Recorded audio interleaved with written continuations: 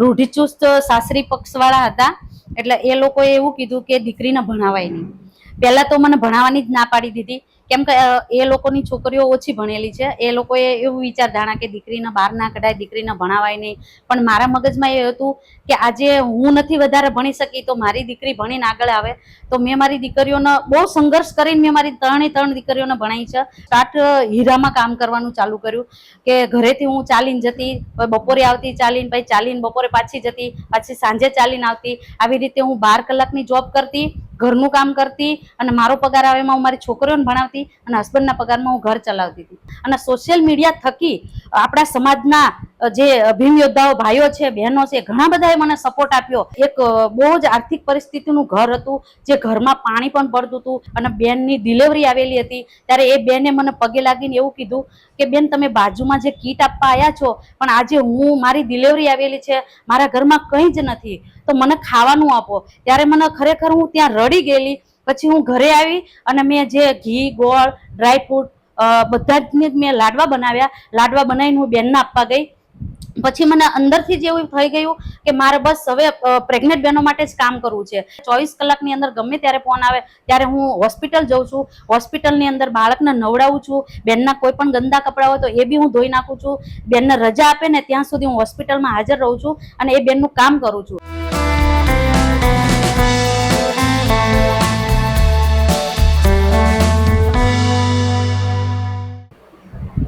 સાવિત્રી સામર્થ્ય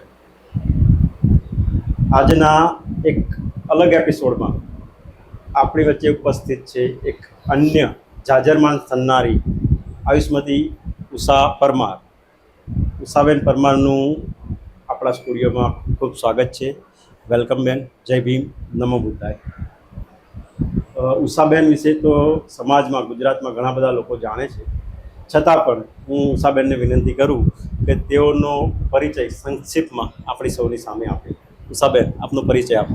જય ભીમ, નમો બુદ્ધાય, જય સાવિત્રી. હું ઉષા પરમાર, અમદાવાદ બાપુનગર, ગુજરાત મહિલા પરિષદ. આપ જીવનમાં ઘણા બધા કાર્યો કરી ચૂક્યા છો, તો હાલ આપ કોઈ બિઝનેસ કરી રહ્યા છો, તો આપ શું બિઝનેસ કરી રહ્યા છો એનું સમાજમાં લોકો જાણવા માગે છે, અને એ બિઝનેસ કરવામાં આપણને શું તકલીફ પડી અને કેવા કેવા અનુભવો થયા, એ અનુભવો વિશે જણાવો.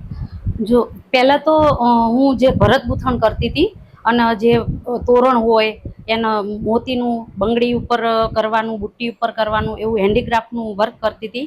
એમાંથી પછી મને ગવર્મેન્ટ તરફથી આર્ટિઝન કાર્ડ મળ્યું. આર્ટિઝન કાર્ડ મળ્યું એના ઉપરથી અમારે ઓનલાઈન ડ્રો થાય. ડ્રોની અંદર મારે ગાંધીનગર આવવું પડે, ફોર્મ ભરવું પડે, પછી એમાં મારું નામ ખોલે, પછી અમારે એમાં ઓનલાઈન પેમેન્ટ ભરવાનું હોય. પછી ગુજરાતની અંદર, ગુજરાત રાજ્યની બહાર બી અમને સ્ટોલ ફાળવવામાં આવે. હવે ત્યાં અમારે રહેવાનું સ્ટોલની અંદર હોય, અને નાવા ધોવાની વ્યવસ્થા, જમવાની વ્યવસ્થા, એવી બધી બહાર અમારે વ્યવસ્થા કરવી પડે. એકચ્યુઅલી બધો સામાન લઈને અમારે અહીંથી ત્યાં જવાનું આવવાનું, એટલે એમાં મને કોઈ વળતર મળતું નહોતું. એટલે એમાં ઘણું બધું મને નુકસાન થયું, ઘણો બધો સંઘર્ષ મેં એમાં કર્યો. પછી હાલ તો મેં અત્યારે મારા ઘરની બાજુમાં જ એક શોપ ખોલી છે, જે કે ઇમિટેશન જ્વેલરી. આપણે જે ઇમિટેશન જ્વેલરીની દુકાન ખોલી છે, એમાં કેવા પ્રકારની વસ્તુ આપ વેચો છો, અને એમાં કેવો રિસ્પોન્સ મળે છે? હાલ તો જો કે સારું ચાલી રહ્યું છે. 2 મંથ થયા છે ચાલુ કર્યા, તો પણ બેનિફિટ મળે છે મને. અને એમાં એવું છે કે મોતીકામનું છે, જ્વેલરીનું, કુંદનનું છે, ગ્રામનું છે, જે 24 કેરેટ ગોલ્ડનું પાણી આવતું હોય એમાં બનેલી વસ્તુ, ચેન પેન્ડલ, વીટી, કડી, બુટ્ટી, બધું જ વગેરે. ખૂબ સરસ. આપે જીવનમાં બિઝનેસ ચાલુ કર્યો છે, અને એના પહેલાં આપે જીવનમાં ઘણો બધો સંઘર્ષ કર્યો છે. જેમ દરેક મહિલાઓ અને દરેક પુરુષો સંઘર્ષ કરતા હોય છે, તો એક મહિલા તરીકે આપણને કેવો સંઘર્ષ કરવો પડ્યો, એના વિશે અમે સ્ટુડિયો જાણવા માંગે છે. જો કે બચપનથી સંઘર્ષ તો જોયો જ છે. મા બાપની આર્થિક પરિસ્થિતિ ઘણી ખરાબ હતી. ત્યારે જ્યારે અમને સ્કૂલે મોકલતા, ત્યારે અમારે 3 થી 4 કિલોમીટર ચાલીને જવું પડતું. પછી સ્કૂલ આવતી, પછી વાગડ ગામ હતું ધંધુકા તાલુકાની અંદર. પછી ત્યાંથી અમે બસમાં અપડાઉન કરતા. પછી ચોમાસું હોય ત્યારે અમે સ્કૂલે નહોતા જઈ શકતા. પછી અમુક એવું ઠંડીનું વાતાવરણ હોય તો સવારમાં 6 વાગે ઘરેથી નીકળીએ તો અંધારું હોય, તો અમે એક દીકરીને કે નાની એજ હતી મારી, લગભગ 10-11 વર્ષની ઉંમરમાં, અમને એકલા ના જવા દે. ત્યારે અમારે પણ ભણવાનો કોઈ આમ એવું જ નહોતું કે અમે ભણી શકીએ, કેમ કે શિયાળામાં નહીં જવાનું, ચોમાસામાં નહીં જવાનું, તો ઉનાળામાં તો વેકેશન હોય એટલે આગળ વધારે ભણી નથી શક્યા.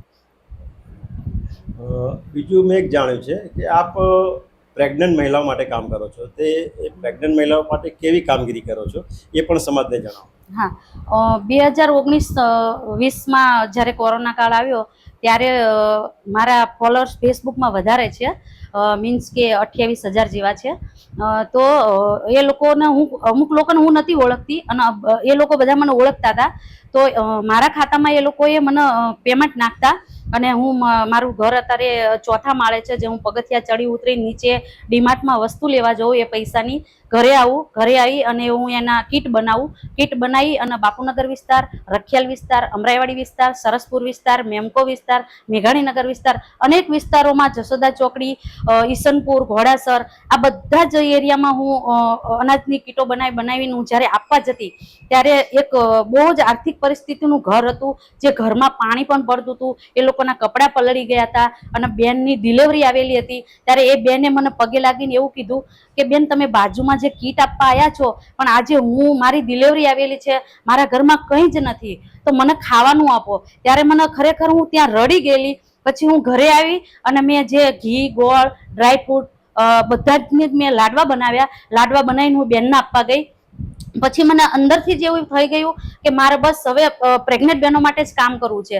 એટલે વર્ષ દોઢ વર્ષ તો મેં મારા ઘરમાંથી જ બધી કીટ આપી અને એ મેં સોશિયલ મીડિયામાં વાયરલ કર્યું. અને સોશિયલ મીડિયા થકી આપણા સમાજના જે ભીમ યોદ્ધાઓ ભાઈઓ છે, બહેનો છે, ઘણા બધાએ મને સપોર્ટ આપ્યો અને ઘણા બધા 5,000, 7,000, 2,500, 1,500 જેની જેવી સંપત્તિ પ્રમાણે મને પેમેન્ટ આપ્યું. અને એ પેમેન્ટનું અત્યારે હું હાલની તારીખમાં પણ રાત્રે 12 વાગે ફોન આવે, 2 વાગે ફોન આવે, ગમે ત્યારે 24 કલાકની અંદર ગમે ત્યારે ફોન આવે ત્યારે હું હોસ્પિટલ જાઉં છું.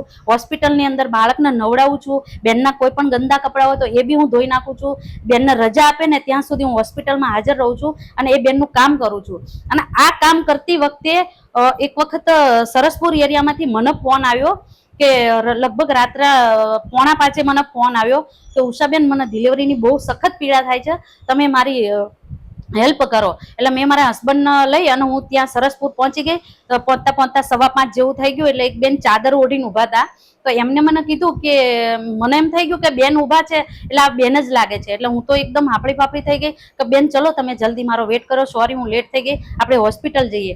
એટલે બેને એવું કીધું, સોરી ઉષાબેન, મને માફ કરજો, હું પ્રેગ્નેન્ટ નથી, મને ડિલિવરીનો સમય અત્યારે નથી આવ્યો, હું તો ખાલી જોતી હતી તમને કે તમે આવો છો કે નથી આવતો. એટલે આવા બે કડવા અનુભવ બી મને ઘણા બધા થયેલા છે. ત્યારે હું 5:30 પાછી ઘરે આવેલી. આપનો આ અનુભવ ખરેખર પ્રેરણાદાયક છે. આવી પરિસ્થિતિમાં પણ આપણે લોકો આપણે ઉલ્લુ બનાવી ગયા અને આ છતાં પણ આપ કામ કર્યા કરો છો, અભિનંદનને પાત્ર છે. હવે સમાજમાં આપ આ પ્રકારની કામગીરી કરો છો, તો પ્રેગ્નન્ટ મહિલાઓને સેવા સિવાયની બીજી શું શું સમાજ સેવા આપ કરો છો એ વિશે પણ જણાવો. જ્યારે ઉનાકાંડ પછી આરડીએમનો પાયો નખાણો. આરડીએમમાં જિગ્નેશભાઈ મેવાણી સર જોડે હું પહેલાંથી જોડાયેલી હતી અને એમના પપ્પા અને મારા પપ્પાને ખાસ મિત્ર જેવા છે. એટલે અમે મિટિંગ કરતા. મિટિંગમાં અમે 6 જણ જ હોઈએ. જિગ્નેશભાઈ મહિલામાં હું એક હોઉં અને બીજા 4-5 ભાઈઓ, અમે એવી રીતે મિટિંગ કરતા અને અમે આગળ સમાજનું કામ કરતા. એમ કરતાં કરતાં ઉનાકાંડ થયું. ઉનાકાંડ પછી જે આરડીએમનો પાયો થયો, ભાઈ ધારાસભ્ય બની ગયા અને પછી મેં આરડીએમ જોઈન કર્યું. આરડીએમની અંદર મને આશા વર્કરનું કામ સોંપવામાં આવ્યું. આશા વર્કરના કામમાં મેં અમદાવાદની અંદર 58 વોર્ડ હતા, જે દરેક એરિયામાં આશા વર્કરના વોર્ડમાં મેં કામ કરેલું. ત્યારે અમુક બહેનો હોય જેને પોલિયાના પૈસા ના મળ્યા હોય, અમુકને પગાર પૂરતો ના મળ્યો હોય, અમુકને જે પ્રેગ્નન્સીમાં એમને 8મા મહિને જોબ છોડી દીધી હોય, પછી 8માંથી 9મો મહિનો 1 મહિનો ગેરહાજર રહીએ, બાળક 3 મહિનાનું થાય ત્યાં સુધી ગેરહાજર રહીએ. એ 4 મહિનાના જે પૈસા ફાળવવામાં નતા આવ્યા એ બધા જ અમે બહેનોને મેં ભેગી કરી અને મારા સ્વખર્ચે મેં બહેનો જોડે લડત લડી અને એ બધાને પોલિયાના પૈસા અપાવડાયા અને પ્લસ જે એમને 4 મહિનાનો જે પગાર બાકી હતો એ બધું મેં પણ અપાવડાવ્યું. ખૂબ સરસ. આપે આરડીએમ સાથે અને સમાજ માટે ઘણી સારી સારી કામગીરી કરેલી છે. હવે આ જે આપ કામગીરી કરી રહ્યા છો, તો જે સમાજ સેવાની અલગ અલગ પ્રકારની કામગીરીમાં આપને કેવા કેવા વિઘ્નો આવે છે અને એ વિઘ્નો દૂર કરવાના ઉપાયો શું હોઈ શકે એ વિશે પણ અમારે જાણવું છે. વિઘ્નમાં તો જો કે જે કોરોના કાળમાં વરસાદ ચાલુ હતો અને જે સાળંગપુર એરિયાની અંદર અમે હસબન્ડ વાઈફ એક્ટિવા લઈને જતા હતા એટલે કીટો આગળ પડી હતી 3-4 અને એક બેનનો મને કોલ આવેલો કે બેન હું વાલ્મીકી સમાજથી છું અને અમારા ઘરમાં કશું જ નથી અને મારા હસબન્ડ બી એક્સપાયર થઈ ગયેલા છે, મારો છોકરો નથી અને મારી 2 દીકરી સાથે હું રહું છું અને મારા ઘરમાં અનાજ નથી અને અમે વાળું માંગવા જઈ શકતા નથી, સખત વરસાદ છે, તો અમે ફેસબુક દ્વારા તમારું જોયું છે, તમારો નંબર મળ્યો છે, તો તમે અમને કીટ આપશો? એટલે મેં તરત જ તે ચાલુ વરસાદમાં મારા હસબન્ડે કીધું આટલા વરસાદમાં આપણે જઈશું? મેં કીધું હા તમે આવો અથવા હું જઈશ, પણ એ વખતે તો રિક્ષા પોસિબલ નથી. પછી અમે એક્ટિવા લઈને ગયા હતા. સાળંગપુર 4 રસ્તા એમને પોલીસવાળાએ રોક્યા.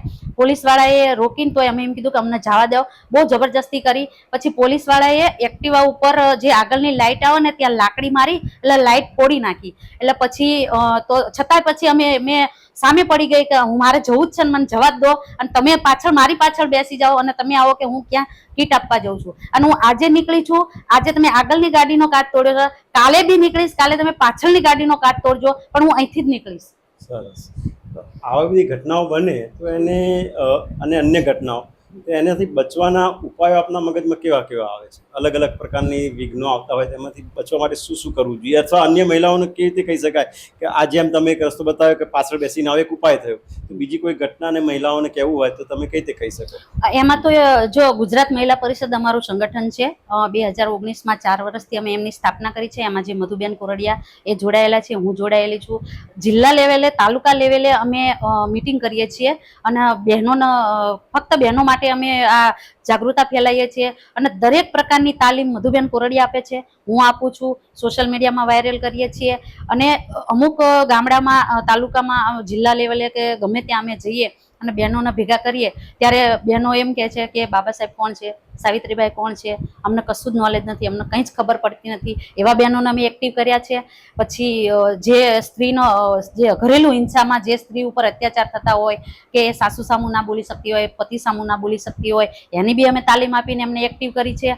પ્લસ પછી જે નાની દીકરીઓ છે સ્કૂલની અંદર, ઘણી બધી 6 ધોરણથી 9મા ધોરણ સુધીની દીકરીઓનો અમે બેડ ટચ ગુડ ટચની તાલીમ બી આપેલી છે, મધુબેન કોરડિયા આપેલી છે, મેં બી આપેલી છે.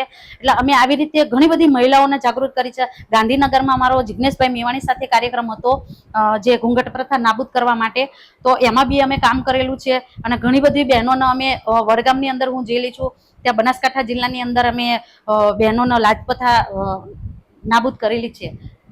સરસ. આ એક સરસ પગલું છે આપનું. હવે બાબા સાહેબનું જે મિશન છે, જેને આપણે બહુજન મિશન પણ કહીએ છીએ, તો બહુજન મિશનમાં પણ મેં એમની કામગીરીમાં અને મહાનુભાવોના તિથિઓમાં આપને મેં ઘણીવાર જોયેલા છે.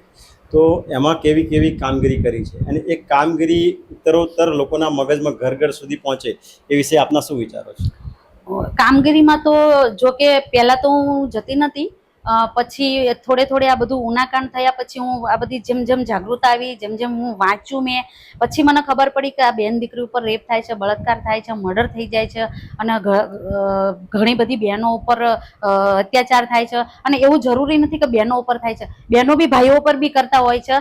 જે મારી જોડે જે કેસ આવે છે, પહેલાં હું વકીલાતનું બી કરતી હતી કે ઘણા બધા વકીલોને હું કેસ આપતી હતી, ત્યારે બહેનોના ફોન આવે, ભાઈઓના ફોન આવે, તો હું બંને પક્ષમાં જાણતી હતી કે કોનો વાંક છે. એટલે બેન અલગ કે ભાઈઓ અલગ કે, એટલે એકનો વાંક ન હોય, બંનેનો વાંક હોય, એટલે બંનેના કેસ સોલ્વ કરતી હતી અને પછી વકીલને આપતી હતી. ઘણા બધા વકીલ છે આપણા અમદાવાદમાં, આપણા સામાજિક કાર્યકર્તા ભાઈઓ જ છે આપણી સમાજના, એમનો હું કેસ આપતી હતી અને આ બધું હું કામ કરતી હતી.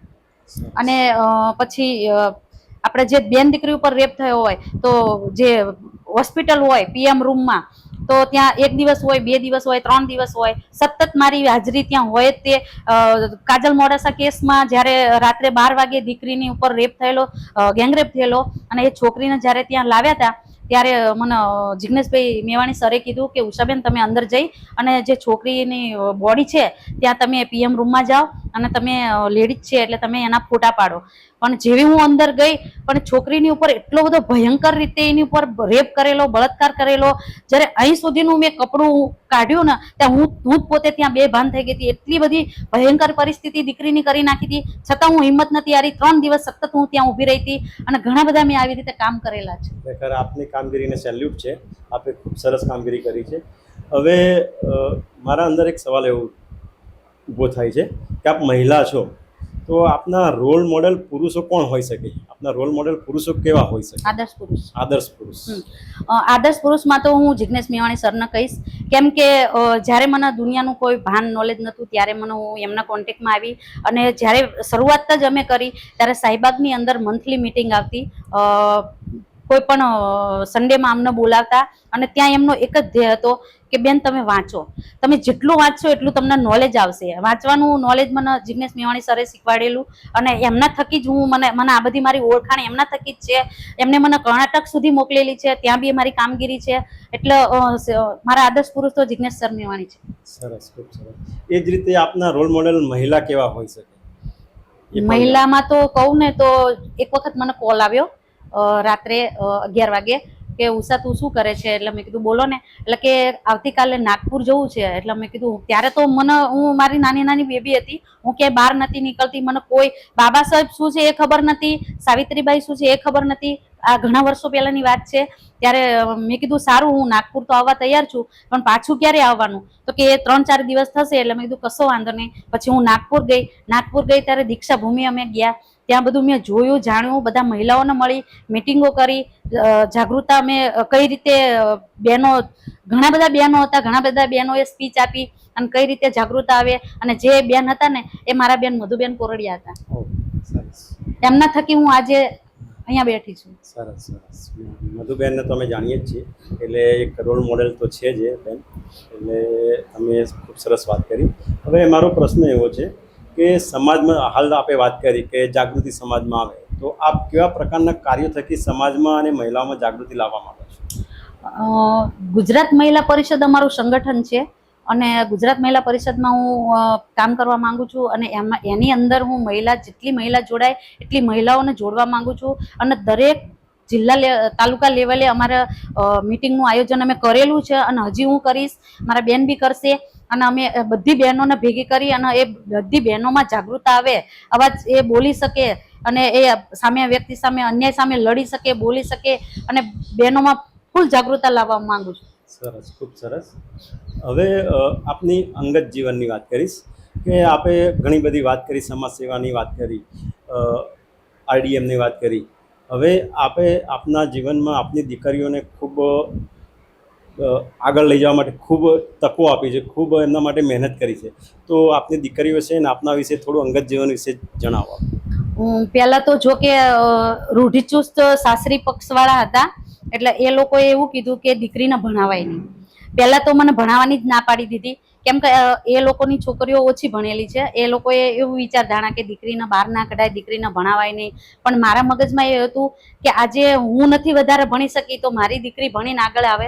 તો મેં મારી દીકરીઓને બહુ સંઘર્ષ કરીને મેં મારી 3 દીકરીઓને ભણાવી છે.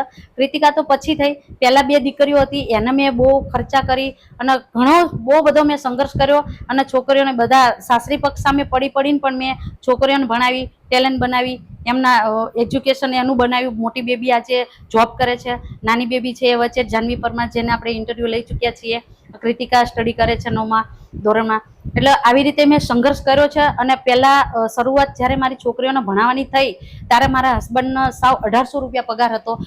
એટલા પગારમાં ઘરનું અમે ભાડામાં રહેતા, ભાડાના મકાનમાં. ત્યારે તો એટલું બધો પગાર હતો નહીં, એટલે ભાડું ભરવું, છોકરાઓ ભણાવવા. એટલે પછી મેં હીરામાં કામ કરવાનું ચાલુ કર્યું, કે ઘરેથી હું ચાલીને જતી, બપોરે આવતી ચાલીને, પછી ચાલીને બપોરે પાછી જતી, પાછી સાંજે ચાલીને આવતી. આવી રીતે હું 12 કલાકની જોબ કરતી, ઘરનું કામ કરતી, અને મારો પગાર આવે એમાં હું મારી છોકરીઓને ભણાવતી, અને હસબન્ડના પગારમાં હું ઘર ચલાવતી હતી. સરસ. આપનો જીવન સંઘર્ષ ખૂબ પ્રેરણાદાયી છે, અને આપે આપની દીકરીઓ માટે જે કામ કર્યું એ સમાજને માટે હંમેશા પ્રેરણારૂપ રહેશે, અને સમાજે આપના જીવનમાંથી કંઈક હંમેશા શીખવાનું રહેશે. હવે જીવન સંઘર્ષની વાત કરી, રોલ મોડલની વાત કરી. હવે આપનું વિઝન શું છે આપના ખુદના માટે, સમાજ માટે અને મહિલાઓ માટે, કે ભવિષ્ય કેવું હોવું જોઈએ, અને એના રિલેટેડ આપના સપના શું છે, આપના ડ્રીમ્સ શું છે? ડ્રીમ્સ તો આપણા પર્સનલી તો ઘણા બધા હોય છે, એ તો પર્સનલી જ હોય. અને મેં કીધું ને કે અમારું જે ગુજરાત મહિલા પરિષદ અમારું સંગઠન છે, અમે બનાવેલું છે, 2019માં અમે સ્થાપના કરી. એમાં જ હું બધી બહેનોને જોઈન કરીને એ બહેનોના માટે કામ કરવા માંગુ છું. એ બહેનો આગળ આવે એ જ મારું ડ્રીમ છે, અને મારી દીકરીઓ પણ આગળ આવે, સમાજની દીકરીઓ પણ આગળ આવે.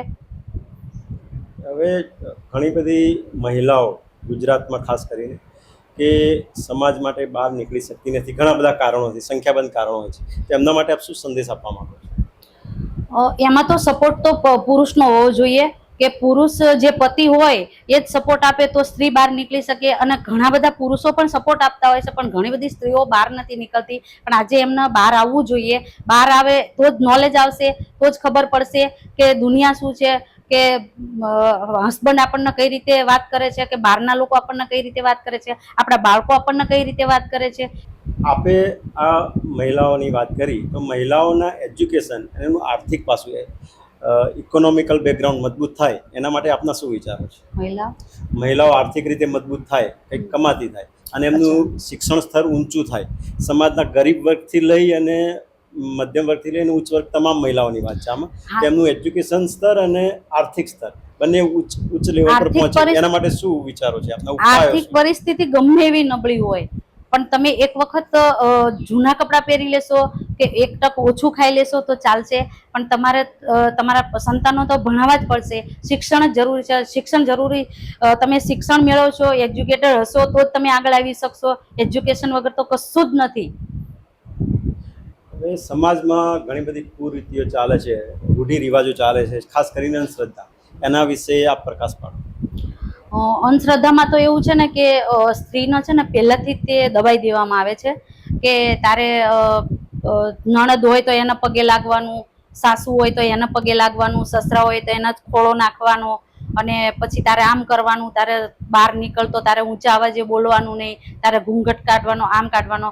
પણ હવે જમાનો ઘણો બધો બદલાઈ ગયો છે. હવે એવું કશું જ નથી. અને આપણો સમાજ બી હવે એટલો જાગૃત થઈ ગયો છે કે જે આ બધી રૂઢિચુસ્ત ગામડામાં હજી છે, બાકી શહેરમાં તો બધે હજી બહુ બધું બદલાઈ ગયું છે. એટલું બધું નથી હવે. હાજર રહેવા બદલ ઉષાબેન આપનો ખૂબ ખૂબ આભાર. Thank you very much. જય ભીમ, નમો બુદ્ધાય. નેક્સ્ટ એપિસોડમાં એક અન્ય મહિલા સાથે અમે પૂછ રહીશું. ત્યાં સુધી જોતા રહો જય Bhim Gujarat digital channel. Thank you very much.